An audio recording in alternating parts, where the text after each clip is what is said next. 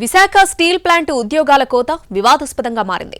2500 మంది కాంట్రాక్టు సిబ్బందిని తొలగించే ప్రయత్నాలపై ట్రేడ్ యూనియన్లు భగ్గుమంటున్నాయి. ఈ నెల 11న జరగాల్సిన చర్చల్లో ప్రతిష్టంభనకు యాజమాన్యం వైఖరే కారణమంటూ నిరవధిక సమ్మెకు సిద్ధమని ప్రకటించాయి. విశాఖ ఉక్కు ఆర్థిక సంక్షోభం నుంచి గట్టెక్కిందని ఊపిరి పీల్చుకునే లోపే సంస్కరణల దిశగా యాజమాన్యం చేస్తున్న ప్రయత్నాలు ఆందోళనలకు కారణమవుతున్నాయి. ఇప్పటికే 1100 మంది పర్మనెంట్ ఉద్యోగులకు స్వచ్ఛంద పదవీ విరమణ పథకం అమలు చేసిన యాజమాన్యం మరోవైపు కాంట్రాక్ట్ కార్మికుల సంఖ్యను భారీగా తగ్గించేందుకు చర్యలు తీసుకుంటోంది. 3 నెలల క్రితమే సుమారు 2,500 మందిని తొలగించాలని ప్రయత్నించిన RINL కార్మిక సంఘాలు ప్రభుత్వం ఒత్తిడితో వెనక్కి తగ్గింది. అయితే ఇప్పటికే కొన్ని కాంట్రాక్టుల కాలపరిమితి ముగిసిపోగా వాటిని రెన్యువల్ చేయలేదు, కొత్త టెండర్లను పిలవలేదు. దాంతో సుమారు 600 మంది రోడ్డున పడ్డారు. స్టీల్ ప్లాంట్ కోసం భూములు ఇచ్చిన వాళ్లకు కాంట్రాక్ట్ ఉద్యోగాలిచ్చి చేతులు దులుపుకున్న యాజమాన్యం ఇప్పుడు నోట్లో మట్టి కొట్టేందుకు సిద్ధమైందని కార్మికులు రగిలిపోతున్నారు.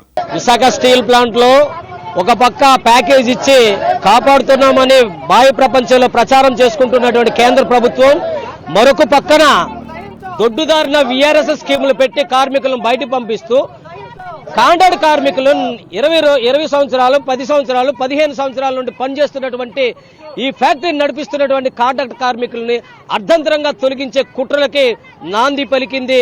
ఈ ప్రకటనలన్నీ కూడా గవర్నమెంట్ స్టీల్ సెక్రటరీ నుండి వస్తున్నాయి. వాస్తవానికి స్టీల్ ప్లాంట్లో కాంట్రాక్టర్లు మారుతారు తప్ప కార్మికులు మాత్రం వాళ్లే కొనసాగుతారు. దాదాపు 25 ఏళ్లుగా ఇదే విధానం కొనసాగుతుండగా ఇప్పుడు కుదింపు పేరుతో ఏరువెదకు దిగితే పరిణామాలు తీవ్రంగా ఉంటాయని కార్మికులు ఆగ్రహం వ్యక్తం చేస్తున్నారు. ఇప్పటికే సమ్మె నోటీసు ఇవ్వడంతో ఈ నెల 11న జరగనున్న సమావేశం కీలకంగా మారింది. కాంట్రాక్ట్ ఉద్యోగుల తొలగింపు వల్ల ప్లాంట్లో సంక్షోభం మరింత పెరుగుతుందని ఆందోళనలు వెల్లువెత్తుతున్నాయి. అర్ధాంతంగా నిన్న కాంట్రాక్టర్ అసోసియేషన్ కాంట్రాక్టర్స్ పిలిపించి స్టీల్ ప్లాంట్ లో ప్రతి కాంట్రాక్టర్ దగ్గర 35% మ్యాన్ పవర్ తగ్గించాలని చెప్పడం జరిగింది. మరోవైపు ఇదే యాజమాన్యం ఎక్కడా కూడా కాంట్రాక్ట్ లేబర్ని తీయట్లేదని చెప్పింది. కాంట్రాక్ట్ లేబర్ని తీయట్లేదని చెప్తూనే కాంట్రాక్ట్ లేబర్ని తొలగించడం ఎంతవరకు సమంజసమని ఇవాళ కార్మిక వర్గం అంతా కూడా రోడ్డుకి ఎక్కడం జరిగింది. ఎందుకంటే మరోవైపు పత్రికలో ఉన్నటువంటి పేపర్స్ అన్ని కూడా స్టీల్ ప్లాంట్ లో 35% మ్యాన్ పవర్ తొలగించడానికి సిద్ధమవుతుందని చెప్పి రాసినప్పటికి కూడా అవి పక్కన పెట్టి ఏదైతే contract associations contract labour unions కూడా 35% మ్యాన్ పవర్ తీసుకున్నారు, ఇది సమంజసం కాదని చెప్పేసి లెటర్ ఇచ్చినప్పటికి కూడా మీరు ఏం చేసినప్పటికి కూడా 11వ తేదీ లోపు 35% మ్యాన్ పవర్ తొలగించాలని చెప్పేసి ఇవాళ యాజమాన్యం చెప్పింది. స్టీల్ ప్లాంట్కు ఆర్థిక సాయం చేయడం వరకే దృష్టి పెట్టిన ప్రజాప్రతినిధులు ఇతర అంశాలను పట్టించుకోవడం లేదని కార్మిక సంఘాలు ఆరోపిస్తున్నాయి.